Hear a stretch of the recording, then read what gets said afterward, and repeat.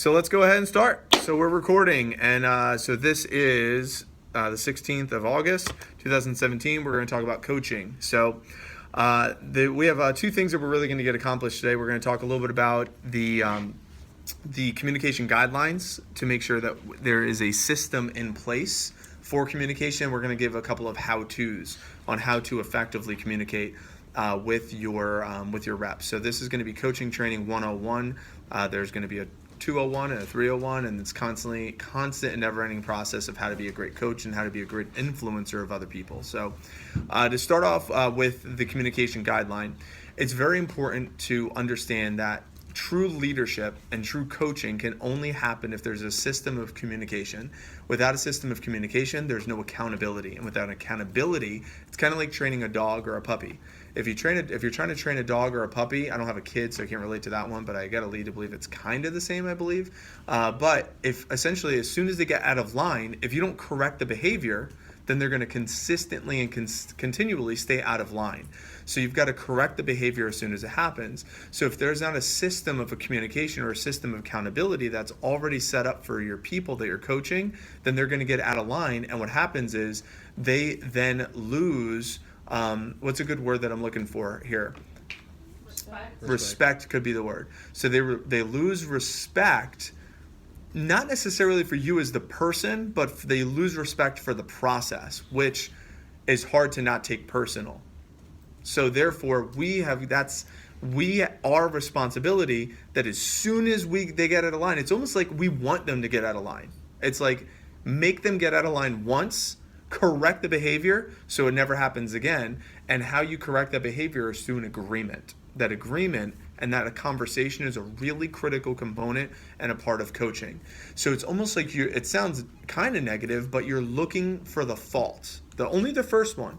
And as soon as you can find the first fault in communication, you want to immediately influence the pattern of behaviors. Now, you never correct them as a person. You're always correcting the pattern of behavior. Because no one likes to be corrected. No one likes to say you're doing something wrong. You correct the habit. You correct the decision making. Versus, hey, you messed up today, Amanda. Versus, I just don't agree with the decision that you made earlier today. Do you see the difference there? You're attacking the decision versus the person. So you never want to attack the person. It's always the decision. So let's talk about this. As far as the communication guideline that we want to have in place for our people, well, we give this to them in training. It is in training. It is set, like I spend about 30 minutes, maybe 20, going over how to communicate with your coach. And I'm spending a little bit extra time and going over this with them. And we're going to get out some kinks because we're moving to a new program, which is WhatsApp versus live phone calls to make it a little bit more convenient for the coaches as well as for the reps. So what is a communication guideline? So first off, clock out for the rep. They clock out with a text message as well as a 30-second voice memo for the representative. Now, so this is what you're looking for as the coach. The moment they do not clock out with their text and with their voice memo is when you, as a coach, must correct the behavior. So say, for example, I have Johnny Rep has an appointment at 6 p.m. and it becomes 8 p.m. or 7:45 and he has not clocked out of his 6 p.m. but he has an 8 p.m. coming up. What do you think a good process would be before Johnny Rep starts his 8 o'clock appointment and you still have not received the text message with his results from his 6 p.m. appointment and no voice memo yet? What do you think the correct approach could be, where you're not like, hey, you're being irresponsible, but like, hey, I'm on top of you? What do you think a good balance would be? Give him a call and ask him, or tell him that his decision wasn't correct or wasn't responsible. Okay, maybe. What's that? I said I would voice memo him, and like ask them how it went and say that, like ask them how it went, but tell them that you need to like talk to me. Like, So voice memo, you have to call me. Okay, that's you a. need to tell me like what's going on because I don't want to tell someone about like essentially you. Like I don't want to tell Mike that you're not essentially not not talking to me, and I want to be the best I can to be for you, but I can't do that unless you talk to me. Okay, I like that. Well, instead of a text or voice memo or call, instead of a text, that way it's not misperceived. Assumed tone is not. Mhm. So they can hear your voice too. Yeah. So they're not like, you're not reprimanding them, yeah, but you're like, also like yeah. stern and like telling them like you need to do this in order to stay in this company. Mhm. And stay in the Which is system a that part we're of my in. conversation with them. The only reason why I cut someone from the team, the two reasons: if they're dishonest or they don't communicate properly. That's how someone gets cut from the team. So if they know that, I think that's a good direction. I like that. Just to invite a reframe is just shoot them the template of saying, just a reminder, this is the template that I want you to fill out for me for that appointment. Then and the reason why I like that first as a text, just the reason why I like the text first with just the template is because they might think about when you're on your first appointment ever, you're thinking about everything but a text message to your manager, right? If you're running late, if you're making your first sale, you're entering things in a Rolo. A lot of times it might just be that they just didn't know what to text in, so they didn't want to mess up. So like, I'll just text them at the end of the night and I'll clock out with them later. So a lot of times it's just because they didn't know what to send to you. It could be as simple as that. So I think something as easy as a text message could go a long way. Here's another thought we could talk about too, is if you send the text message to them right away. So as soon as they text you from training and they say, hey, this is Johnny Rep, you're going to be my coach. Thank you so much ahead of time. Here's my schedule. You could then send the text message and cool, after your first appointment, this is the template I want you to fill out. If you send that to them, then I agree with Allison. I agree with Allison and Hunter with talking about sending a voice memo to them if they have the template already. Does that make sense? Yeah. Just make sure they have the template before the voice memo. Cool? Mm-hmm. So then the conversation you had, spot on. It's like, hey, I just want to let you know, I need the stats. Here's why. Why do we need their stats? What are the stats we need? What time is the appointment? What did you sell? Total recs? Where they texted? What's your next activity? And why do we need the 30-second voice memo? What could you improve on? The snowballing effect. So basically, if they don't tell you, then we can't tell you, and you can't do all your predictions for the officer and know what's really going on. So it's a snowball. Yeah. You I- essentially want to help them as well. Like if they had a no sale or they didn't have as many recs, then you can go over the rec approach with them, where you can see what they could have said and what they couldn't have said in that aspect, and like kind of critique them on making their presentation better to help them succeed. To help them improve. So we want to know the stats so we can improve the stats. Why else do we want to know the stats? There's probably another 2 or 3 reasons I could think of. Keep them in check. So okay, to keep them in check. What do you mean by that? Like just to make sure they're doing what they're supposed to be doing, and that they're not just like going on appointments just for the heck of it, or they're not just saying they're going on appointments, and it's keeping them accountable for what they're doing. Accountable. They're intentional, right? Is another good word, I think. That they're going into their business intentional. They're being held accountable. Good. I like that. What else? What else do we want to know their stats, Brenda? We want them to actually look at what their performance is, to look at themselves. So self-analyzation. Yeah. Okay, so self-analyzing. These are great reasons. Mhm. 100%. Man, that's sharp. Sharp. What else? Is there another reason? Another thought. Why would we want to know their stats? Also want to be able to celebrate with them when they do good. Yeah, Mindset. that was what I was looking for, is because when they're doing well, it's not just to improve or put out fires. I want to be able to create fires and get them on Mr. Gamboa's radar. Yeah. How many of you guys may have gotten a text that says, hey, when you hit your first promotion, let Mr. Gamboa know that you hit your first promotion so you could get on his radar, right? You might remember that text message earlier in your career. So if they're doing well, then you can get on his radar, right? So that's another reason why we know their stats, and we can elevate their business too. So if they have good results, it's like, hey, we want to help you continue to have those good results. And if they're not good results, we want to help you improve those, right? Good. I think those are all the reasons. Anything else that you guys want to add to that on why it's important to get those stats and why it's important to clock out with them? Any other thoughts? Well, the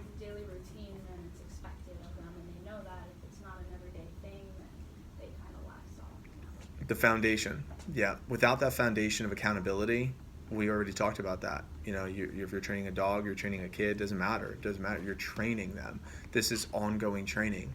And they need to know that we're on top of their business. The moment a rep doesn't think that we're on top of their business is the moment they wander off, they don't communicate, and then they fail. And then they quit. Mm-hmm. That's what happens. And it's unfortunate. It's unfortunate because we want to take responsibility for it. You know, it's like, damn, I've lost a lot of good people in my life. All right. We've lost a lot of good people, a lot of great performing representatives that had a lot of potential. But when we don't serve them the right way, it's a learning process of being leaders. And that's why we have these meetings, to try to avoid that as much as possible. But hey, you know, it happens. So don't get emotionally attached to the people, by the way. That's another thing. Yeah. If you get too emotionally attached, man, you're going to drive yourself crazy. It's kind of like a demo.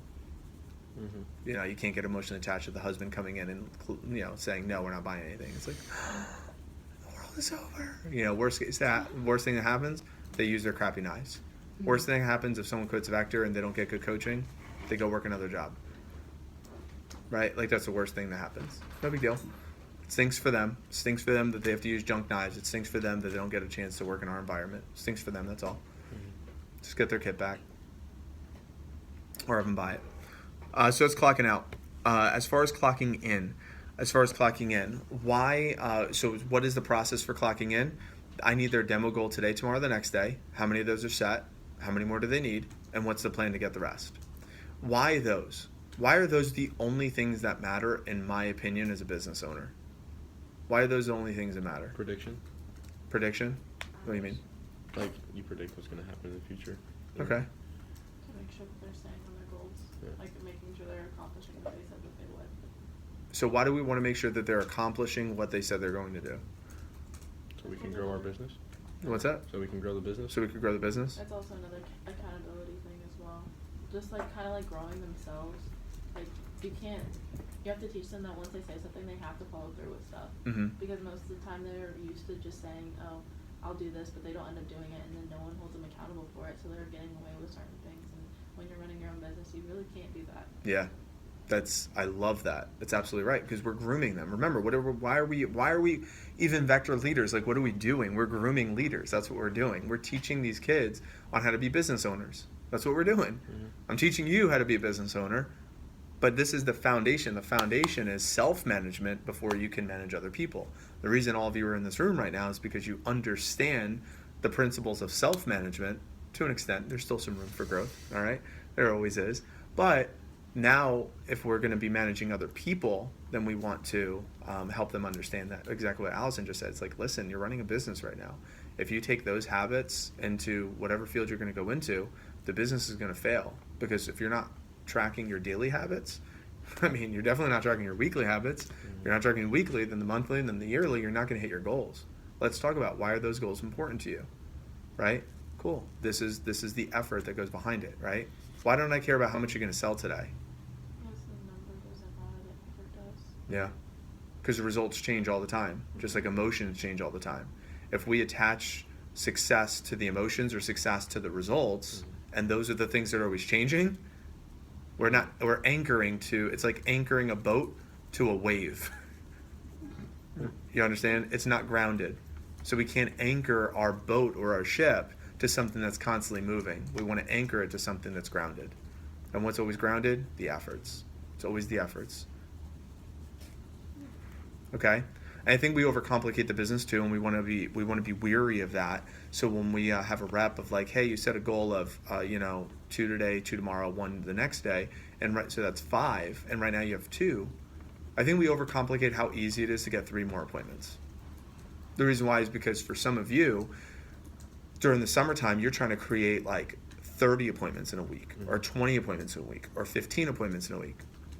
For a rep to create 3 extra appointments, it's like, go to your doctor's office and talk to the nice secretary there, and that's 2 or 3 right there. Mm-hmm. Like, go to your school and just talk to like your gym teacher, your home ec teacher, and your math teacher, and like just that's 3 right there. Like, it's a lot easier to get 2 or 3 or 4 appointments for some of these kids when they're brand new. Even for you guys are still brand new. Like, if you only have a goal of where you like need 3 more, I think we overcomplicate how simple it is to find 3 soccer moms to sit down with us. We think it's easier to just sit there and call 100 people because it's like, it's easier for my emotions to do that. It'd be tough to like actually go ask that person for a favor I haven't seen in 10 years. But that person would say yes, but it's awkward to do that. I'd rather just sit in the office and crank out 100 phone calls for 5 hours because that's easier. The hell? I just the way that sometimes reps think, we just need to help coach them and guide them. Like, you only need 3, dude. How do you get 3? Or like, brah, 3. Or sister, just get 3. Homie, it's 3. Like, just how do you do it? Whatever you're gonna say, it's 3 appointments. Let's talk about what are some ways that you could get 3 appointments. Because if you just say, cool, go get them set up, and you believe that they're just gonna go set it up, here's what you're gonna get. I gave my effort. I did the calls, no one picked up. Yeah, right. I invented that one. Yeah, right. Oh, you did the call? How many calls did you make? I just didn't track it. Guy, let's take out your cell phone. Let's figure it out right now. I made a lot, Mike. You don't understand. Or Alice, I made a ton. How many? 6. No, but now everyone's busy. You made 6 calls. Is it everyone's busy or those 6 people are busy? You understand? So it's like, we got to frame mindset because they're going to think they gave all this effort to creating those 3 appointments, but they only made 6 phone calls.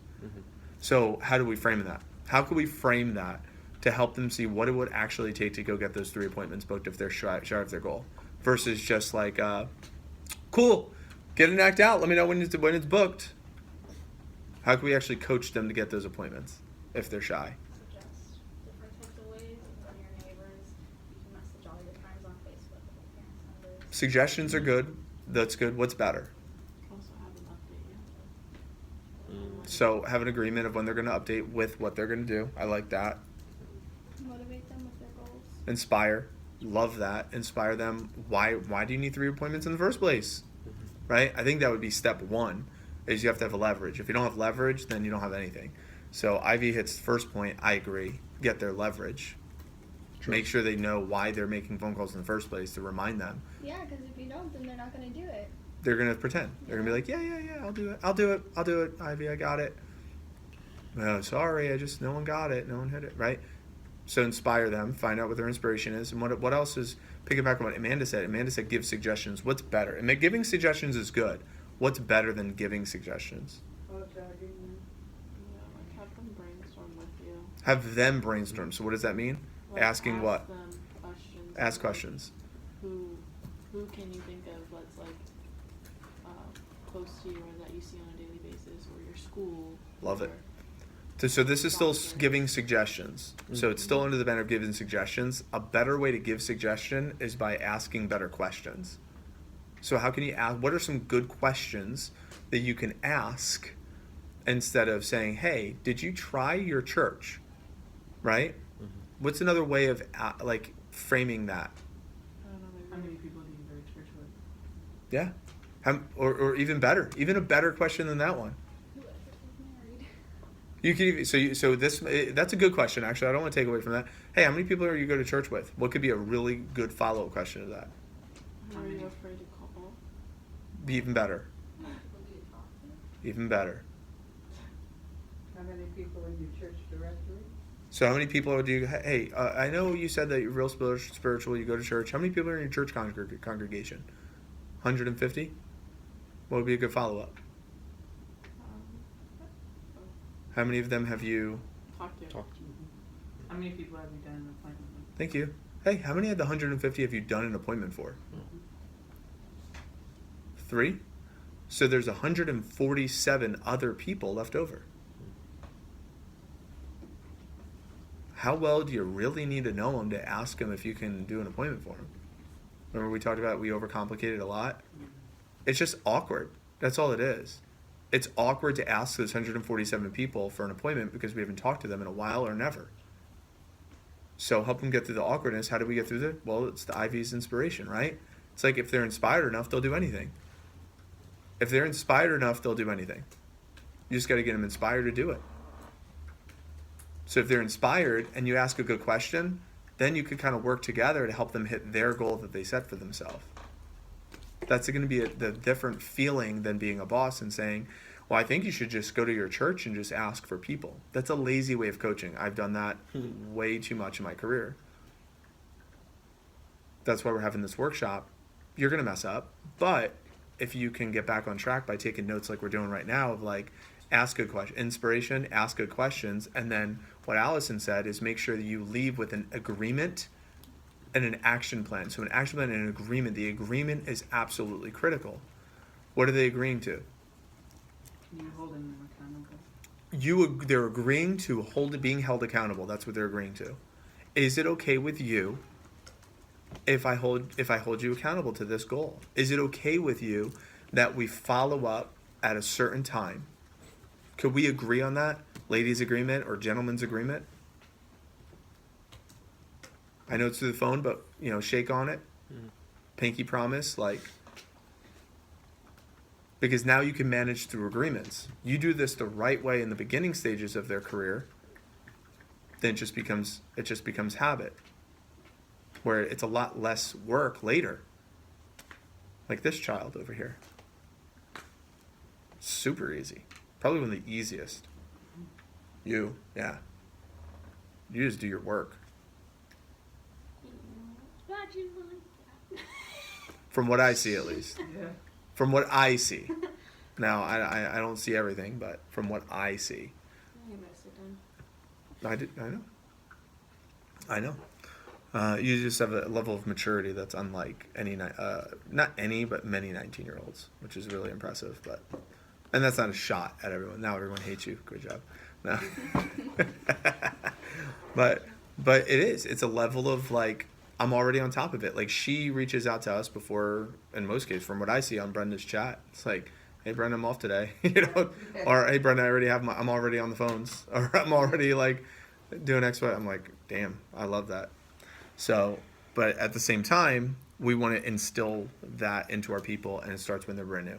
Cool. Any light bulbs? Let's debrief that real quick. Debrief. What did we just discuss? We discussed how to clock people out and why, and we talked about clocking people in and why. Let's debrief light bulbs, thoughts. If we get a couple before we continue. You rapid fire. You don't have to any takeaways, debriefs, something that landed with you. So, true leadership and coaching needs constant communication and accountability. You can't just depend on being a leader or a coach without any communication. You can't coach them. Love it. I liked how finding specific inspiration or leverage, because I would assume that everybody's here because we all have the same kind of mentality of why we're all here, and so it's kind of instead of just assuming that they believe the same thing, finding exactly what they want. Never assume. Oh my God. Yeah. Big. Huge point.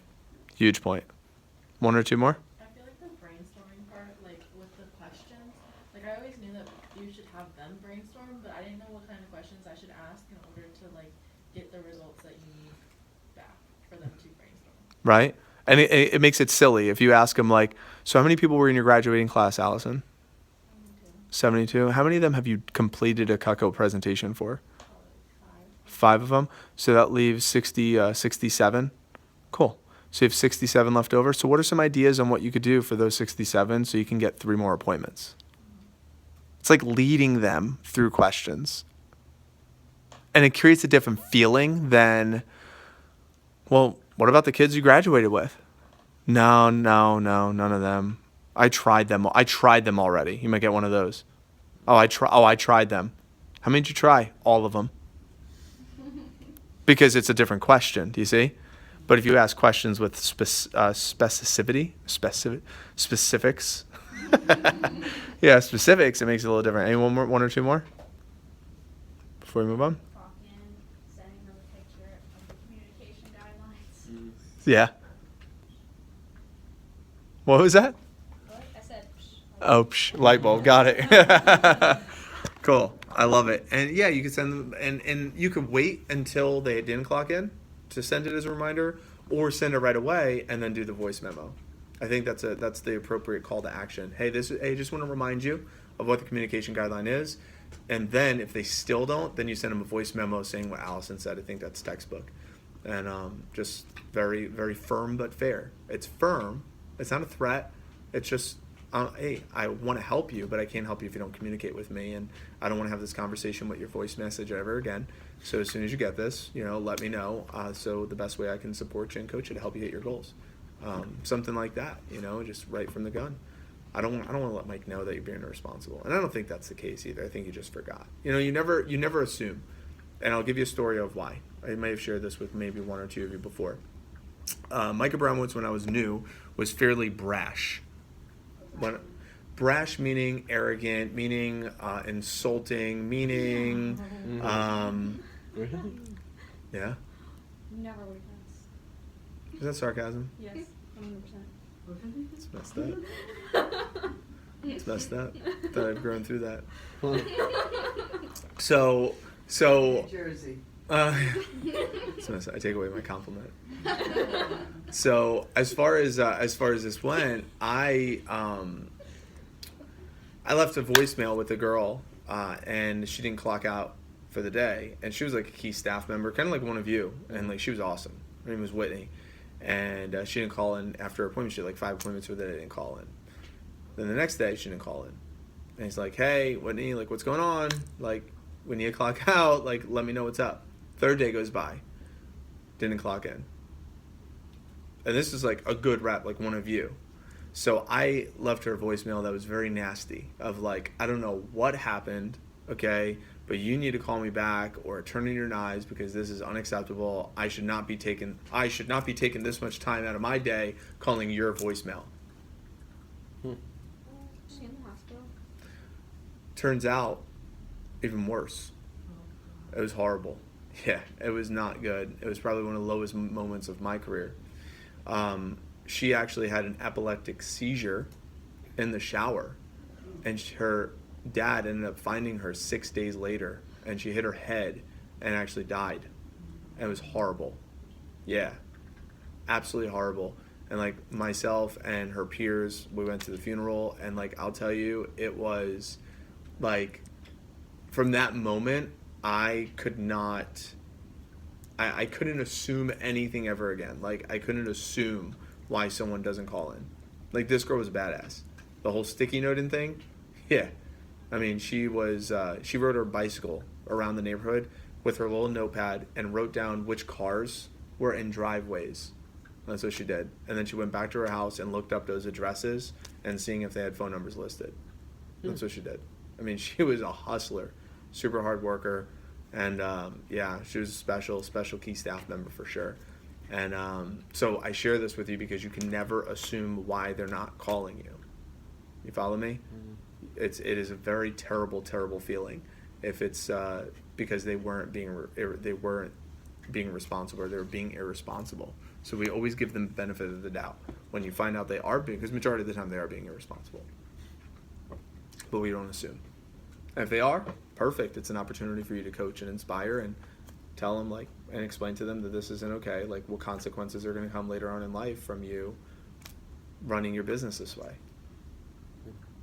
Right. Cool. So as far as the transition on the communication guidelines, there's the helping with deals, which is pretty simple. That's you guys all do that already with customers. That's simple. As far as the hot updates, you just send them a text, say, hey, send that to the group. You've been on receiving end of that. And the last one is the clocking out at the end of the day. Why do we want them to clock out at the end of the day? There's a couple of reasons behind this, but why is that clock out by 9:30 important? You want to go over their day with them? To recap the day, why is that important? So you can coach them on anything they need, hopefully. Send them some videos, prepare them for the next day. I love that. So you can actually influence them before tomorrow happens, right? So you can leave them with a video, words of encouragement, support, celebration, whatever they need. I like that. Essentially, you tuck them into bed with the right mentality. Because if they have a bad day, who are they talking to if it's not you? Parents, siblings, Friends and family. significant other. Not supportive anyway. And know what they're going to hear? You quit. You need to quit that. Wasting your time. It was good while it lasted. You fill in the blank, right? Mm-hmm. So if they're not getting the juice, is what I call it. If if they're not getting your positive juice, the words of encouragement, the support, the motivation, man, I promise you they're not getting it from somewhere else. They are not. We live in a cynical society. And it's people like us that are very important for the people that are following us. Critical. How many of you guys had a conversation with your coach at some point in your career after a bad day? And you're like, man, all right, I feel a lot better that I had that conversation with my coach, right? I have Ab's voice messages saved if you guys ever want to hear them.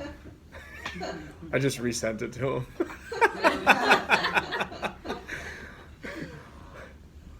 I'm very upset right now.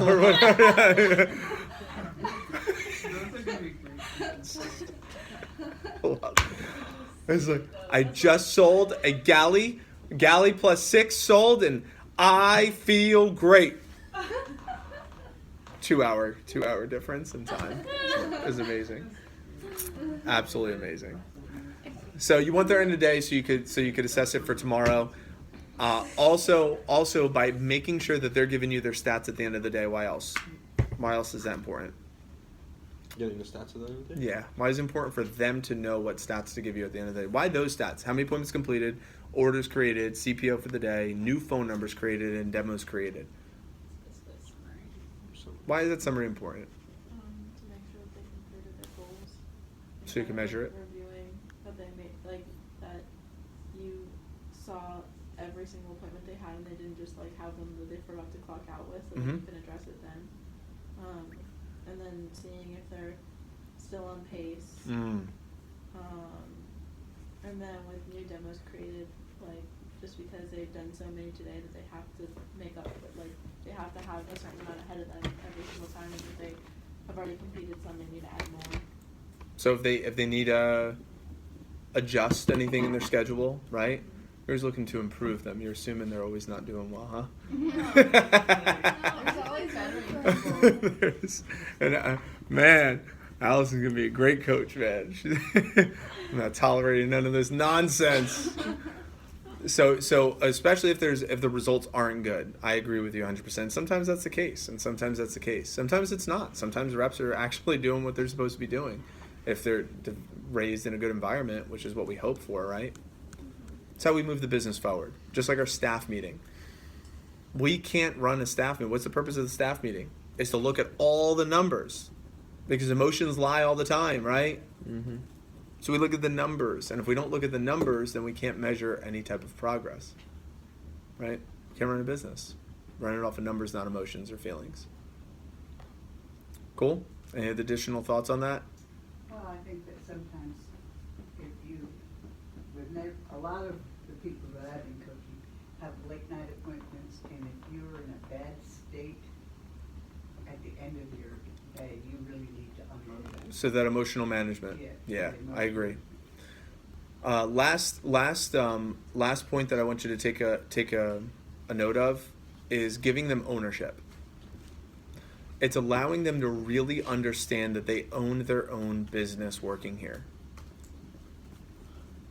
Do you know what it looks like when we groom our people in this environment? Do you know how easy it is to run a branch when someone knows like how to understand the stats of a business? And you don't know because you haven't done it yet, but I'll tell you, if you measure your results on a daily basis, I'm telling you, that's all a branch manager does. Because then you can move the needle. You can say, this is what my business needs. But if you're not looking at the numbers, your feelings and emotions are going to take over all the time. Mm-hmm. That's why we have certain numbers that we follow. Running an office is actually a lot simpler than most people think. What moves the business? How many PRs did we set for the day? Because we're a recruiting company. So how many PRs did we set for the day? How many people did we sign for the day? How many people did we accept for training? Right? And those are always in direct correlation. You know? How many PRs did we set up? How many people did we sign? How many demos did we complete for the day? How many sales did we create? And then we'll look at the CPO, and that always matches up. We look at the numbers. We just say, how do we feel today?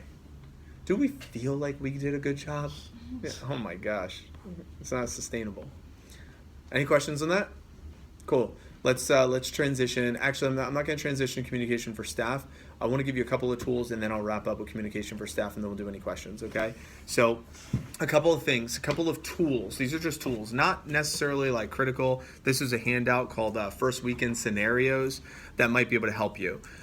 This is all skill set stuff. Skill set stuff is 20% of coaching. It's all mental. It's all all psychology. Under the banner of coaching, underneath the banner of mental, one more thing I need to help you understand is that your people are never going to be more excited than you. Okay? So what does that mean? State management is absolutely critical. Just like a customer. Your customers are a reflection of you. Your reps are a reflection of you. If you feel down or neg, or you're like just had a bad phone jam, or your mom just got in a fight with you, or your boyfriend just yelled at you, or your girlfriend just broke up with you, or anything, you can't take it out on them. You can't take it out on them. I've been guilty of that. I shared with a couple of you. Shoot, my best friend died, and I took it out on my alliance, and I cursed them all off. It's like, you can't, it's not their fault. You know what I mean? So like, you got to set aside personal when you're helping them. So you got to get in the right state and right state of mind before you coach them. And I would just say, what are some of your thoughts? What are some ways that you can do that before I transition and give you some skills? What are some ways that you can emotionally detach from whatever it is that you're dealing with to serve your people, to serve them? And to serve the greater good of the business, the greater good of you becoming an effective leader, and to detach and unattach from anything that's happening and just serve. You gotta remember your role, and they're relying on you. So if you can't be this, then they're not going to be successful either. Remembering your role as the leader. Love that. What are some ways you can remind yourself of that? Like, this is my role, this is my due diligence, this is my responsibility. Maybe talking to those around you too, like your other like coaches as well, like saying like not taking it out on the people that you're coaching because it's not their fault, but like going to people that are on the same level as you and being like Same level or higher. Higher. Like you or something, and being like, I need help. I got a really crappy day. Can you just like kind of debrief with me so I'm not taking it out on the people below me? Yes. Nailing it. That communication with higher ups, right? If you talk to someone on the same level of you, that could help. But that's now you're just sharing the problems with other people, right? That's called complaining. Then there's called resolve, right? So it depends on what you're trying to get accomplished. Do you need a vent or do you need resolve? And it's very important to know what you need as a leader. And what's nice about me as a person is I've developed to that place where I know what I actually need. And I would love to get you guys to that place where if you know what you need. Do you need to vent where you just need to get it out? But the thing about a vent is if you vent in a contained space, guess what? It stays in there. The whole purpose of venting is to vent up so it goes out and it's gone forever. Does everyone understand why it's called venting, right? But if you vent in a contained space, it stays there and it's complaining and it's not good for the environment or the culture. It doesn't get anything accomplished, right? So if you just need a vent, then that's fine. Or if you need resolve. What do I mean by resolve? Anybody know what I mean by resolve? Kind of like taking a situation, figuring out how to deal with it, and then moving past it type thing. Level of acceptance where I can move forward and like accept it to the core. It's like I've resolved. I've accepted this. Okay. It's in the past and I'm ready to move forward, right? Knowing the why are you doing this? Why did you want to be a coach? So how do you find your why of why you're a coach in the first place? There's many ways to get that type of perspective, right? You could talk to someone above you. You could talk to someone alongside of you. You could even ask them that simple question. So a good question, instead of venting to a peer, Allison might be like, you know, Amanda, I'm just curious more than anything. Why are you a coach? And then Amanda's like all fired up because I'm like, I get a chance to lead other people. I get a chance to inspire. I get a chance to, influence the masses. I'm growing myself as a leader. I'm going to run a branch. It's going to be great. And then Allison's like, all right, that's the energetic and enthusiasm I just needed to hear. Thanks for that. And if Amanda says why, it's like, I just needed to hear the enthusiasm. That's all. Thank you. But you know what I mean? Yeah. But you need to figure out over the course of the next few months of working together, what do you need? What's going to serve you? Make sense? Mm-hmm. Any light bulbs on that? Does it make sense a little bit? Right? So don't take it out on your people. So if you know what you need, you could vent up. You could voice memo me. If I'm not readily available, journaling is a great idea. Reading a book, a motivational video. Whatever. Yelling, you might be surprised. Yelling is awesome. Telling you. Yeah. I don't like. Believe. What's that? It doesn't work for me. I get more annoyed. You get more annoyed if you yell. I do. And what's interesting is there's actually science behind this. So we don't need to go on nerd talk, but there's science behind it. Triggers Yeah. survival mechanisms in your body. Well, it also lets help go of crystal, which Helps what? let go of crystal, and that's a hormone in your brain that does a lot if you're gonna get Cristal. I think I drank that once. it. But yeah, it does. That's where the yelling goes. Yeah, there is a trigger. There is that trigger there. But I'm not saying, whatever it is, you could change your body language, change your state, change your physiology. We did some of that during Alliance. We'll do more during TLA. And that's one of the tools of being an effective leader. And Tony Robbins will teach you everything you need to know when that comes to that, which is awesome. So cool. So that was effective. I felt good about that. Let's continue. So first weekend tips and just overall tips as far as tools. But I will tell you, these won't work if you're not in the right mental state before you talk to them. So I want to preface that it's 80% mentality and then 20% of actual skills and phrases. So I'm not going to go through every one of these, but here's a couple of really good questions that can help a little bit. So a couple of phrases, a couple things. Do you feel like you're getting better at all? It's a good little phrase. Hey, do you feel like you're getting better at all? What was your customer most impressed by?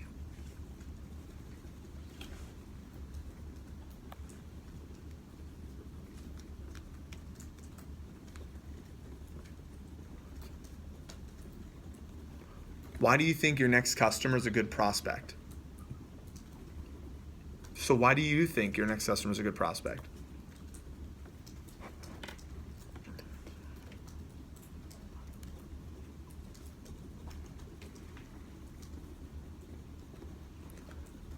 How many times a week do you think your next customer will pick up a knife?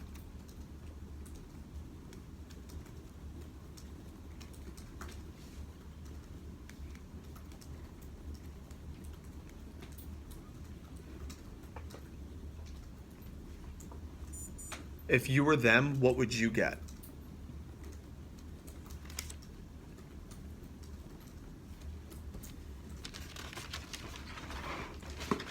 These are a couple of questions that you could ask and you could shorthand. And I have this handout, but it's good to write them down. A couple other tools that you could use are tell stories. Stories are always good that relate to their situation. You could use third-person stories. You could use personal stories like, oh, your customer sounds just like a customer I had last week. That's why personal selling is important, so you could speak the truth, right? I had a customer just like that last week. I was a little bit nervous because I haven't talked to them in a while. And then I got there. It was so comfortable. They fed me. It was awesome. And they decided to buy a set. So, hey, Johnny Rep, I think it sounds really the exact same situation. What set do you think they're going to get? Like sharing a personal story could be good. That could be an idea for you there. And here's another thing that you could help them see why the future is bright. Help them see why the future is bright. Oh, okay. Like, help them see the vision of the future. Like, paint vision of what. Hey, Johnny Rep, great job on your $500 sale. Do you know what that's going to look like at 30% commissions? When you just have 2 or 3 of those a week? Was that pretty easy, by the way? Yeah? When you have 2 or 3 of those a week and you're at 30%, You're paying yourself $300 to $500 a week. Do you believe that? Do you know how hard your friends have to work to make $300 to $500 to do what you just did 3 times a week? Isn't that really cool? Can I get my job is awesome? Repeat after me. My job is awesome. My job is awesome. I know. You don't have to tell me. It's amazing. Stuff like that. But that stuff doesn't work if you're like, yeah, oh, 500, good job. Why didn't they buy more? We're behind our goal. Like, oh, you'd be surprised. Who knows for a while. Did you used to do that? Ask Hunter. She knows, right?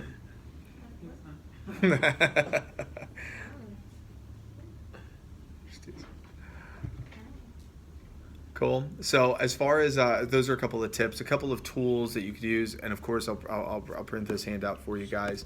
So it's 2, 4, 6 of you that I'll print this for, so you guys will have it. It's called PDI scenarios. PDI stands for personal daily interaction. Just so you guys don't know, personal daily influence, interaction or influence,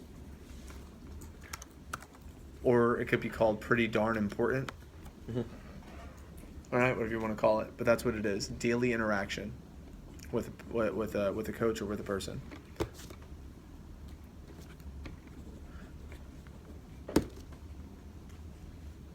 So encouragement, lots of excitement, help them get more appointments, inspire, lead through questions. Those are a couple things. I'll start winding up with the communication with me. Okay, communication with me. And that's communication for staff guidelines, and then we'll wrap up. And this is pretty simple, but most of the coaches are doing a good job with this. There's a few that needs a little bit of work, but we're moving in this direction. This is long term. This is like when 2019 rolls around, the systems are going to be in place so well that the business is really going to run itself, where we can actually lead and coach versus like get stats. I don't want just stats. I want to coach and lead people. But we got to get the systems in place first, as we talked about. Once the systems are in place, we can actually lead and coach people. So I want to text by 11 a.m. with who has demos for the day, who's on the phones, and who did not clock in. So that way, why do I want that by 11 o'clock? Why would I want? Who's doing their job and who's not? So who's doing the job, right? Sometimes I'll get updates that say something like, so Johnny, no demos today. No. Is he on the phones? Like, what are the next 2 days booked up too, or like what's going on? I feel like I just need to know, are they moving their business forward? And I think that it's important, so that way I'm in the know, because then I report to Mr. Gamboa, and my report to Mr. Gamboa is, yeah, Johnny's not on the phones and he's not doing appointments. Why? Because that's what the coach told me. When rightfully so, Johnny could be doing the work, but that's not being communicated to me at all. And I see 0 on the sales report, and I get no hot update from the coach. That doesn't look good for Johnny Rapp. Right? So try to influence them and leverage me and who didn't clock in. So that way I know who to have a follow-up conversation with and be like, listen, I got to help my coaches out as much as possible because I'm not going to be as readily available. Why do I need to know an update at the nighttime? Same reason. I need to know where the business is at. Now, the total appointments completed by the team. I don't need every individual if you don't want to give me. I like the individual, but I really would rather have the total overall team number. Total overall team number, total orders and sales created by that team, and total CPO by that team. So that way, when we do our planning on our weekly staff meeting, all I could have to do is I say, cool, green team, what were the numbers from that team? For each day, add them up, boom, we have the numbers. That's it. Versus going rep by rep by rep by rep. I just want the overall team number. And what we're going to do is we're going to have 2 different groups, 2 different staff groups, one with Mike and one without Mike. The one without Mike is going to be strictly clock out updates. I don't need to know all of those. I think it's just too many, where the staff is just communicating with each other about the clock outs for each of the appointments. If they need help with anything, just the staff. And then the one with Mike is going to be more office, like, hey, I need help with this, or can someone help me here, or whatever it might be. So I'll give more clarity for my fall staff when we move in that direction. But one with me, one without me. Communication with Mike about yourself. Now, this is something that we attempted in the beginning of the summertime, and I feel like if we continued it, oh, I'm sorry, buddy. I'm feeling like if we continued it, we might have had even a stronger summer. But what does it say here? The WhatsApp Big Three. By 8 a.m. What outcome with sales is needed today, and how will you achieve? What outcome with recruiting is needed? Just one moment, brother. Yeah, we're just a little bit behind. I appreciate being on time. So what outcome with sales is needed today? How will you achieve it? Personal and team. What outcome with recruiting is needed today, and how will you achieve? And who on the team are you targeting today for PRs, new demos, or field trainings? And it allows who knows what those big three, that big three focus. What does that do for a staff member, for a coach? If they communicate that with me, what does that do? Puts them in the right mindset for the day. Yeah. Sets the tone. Yep. It forces them to think before they act. And a lot of times I've managers that just act. They go through the motions, they just kind of show up, and that's routine. And what happens is if someone gets in routine, what happens if someone gets stuck in routine? They just keep doing it over and over again. There's no improvement. Yeah. No way to improve. What happens if they're get stuck in routine? What else happens? They don't perform as well. Yeah. They're not growing. If they're not growing, then they're not performing at a higher level, right? So it breaks the pattern of routine by every day. As someone, Zig Ziglar said, motivation is like showering. If you don't do it for a day, you stink, right? So it's about getting reacclimated and refocused on what needs to get accomplished that day. By the way, is that a good skill that you could use in your personal life? Absolutely. That's why I like for you to do it in your business life. So for those of you guys that do get promoted this fall, that's something that I really want to get us to, where it's an agreement, where every morning by 8 a.m. you just send your agreements. It's like, hey, this is my big three for the day. This is how we're going to move the business forward. And if we focus on that every day, man, the next 8 months are going to be incredible. Next summer is going to be absolutely magical. And it's going to allow you to be intentional with your people. And then the daily WhatsApp by 10 p.m. is a personal one. How many PRs did you set for the day? This is going to come back for next Wednesday. I'm going to talk about how to set up PRs. How many Facebook messages did you send? Because that's a huge part of our business. Out of the 307 Facebook messages I sent, I found out that those people that we hired from our Facebook recruiting, just from messages I sent out and everything, we sold over $200,000 this summer from our Facebook messages, from the people that I interviewed, from our Facebook messages, from everything that came out of that. $200,000 from our Facebooks. That's ridiculous. Imagine what happens when we have 6 people doing that aggressively, right? Man, we're in for something really huge. So I want to know progress with Facebook. And if you ran an interview, how many were signed and how many PRs you got from that interview. And we're gonna be doing some interview workshops in the coming up weeks. The beautiful part about working in this organization is that I'm going to be accelerating the interview learning because I want to have a few more recruiters earlier than when the TLA agenda is going. Like TLA agenda says not to like October, November, but I'm going to be starting that a little bit earlier in the process because I just did my fall schedule and I'm traveling a lot. And when I say a lot, like at least 2 weeks, there's like 2 weeks a month that I'm not going to be here. So, yeah. So I need to get my staff ready to rock and roll. So that way we can still run a profitable, great business and still provide jobs to people that want jobs. I only want to provide 50 jobs this fall. It's our business plan. 50 people. We hire 50 people. We give them a job. We coach them effectively. We'll have a great fall. So we're not looking for everyone. We're not looking for 1,000 people. But, if we could get 50 good people over the course of like 10 weeks, over the next 10 weeks, I'd like to hire 50 new people. Wow. That's good. It's a good amount. Yeah. Yeah, I think we could totally do it. No big deal. And then communication with reps, you guys can see that. Those are a couple of ideas of what you can do. Weekend themes, some questions that you could ask are on there. This is actually important real quick. Let me go through these real fast. So you're feeling good, you're having fun. Are you learning how to close sales by listening to me? These are the next 3 most important questions. How are you pacing with 100 phone numbers exactly? Why do I want them to get in the habit of counting up every single phone number from their first weekend? How many of you guys how many of you guys right now do a bad job or could do a better job at adding up your phone numbers on a weekly basis? It's because your coach didn't ask you to do it when you were brand new. I definitely could do a lot better job of that. That's all. But imagine if we have an environment Yeah. where it starts that way. So coaches starting that level of accountability with their people, it just becomes habitual and routine. The next one is how close you're reaching your goal that you set for yourself by Monday night, right? So that way they're being reminded like, hey, I know, I'm monitoring it. And lastly is how close you'd arrive with 5. So on Monday advanced training, the Arrive with 5 raffle, hey, if you show up to Monday's advanced training with 5 appointments set up for next week, you're going to get into a raffle for something cool.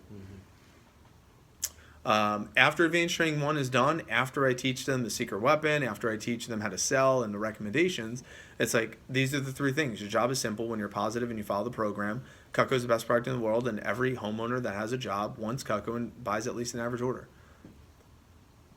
Every single person does that. And then you have the Tuesday, Thursday, Saturday themes. Now, what I'm leaning towards at this moment in time is our TLA is going to be at this second, subject to change, but at this second is going to be on Saturday mornings is what I'm going to be doing. So, yeah, I'm banking on you to get that switched. So it's going to be for 2 hours from 8 a.m. to 10 a.m. That's what I have it set as of right now, because that is the only time that I actually have every person that you guys sent me your schedules. That's the only time that works. It's either that or we do it Sunday from 5 to 7 p.m. and I move PSP to Saturday morning.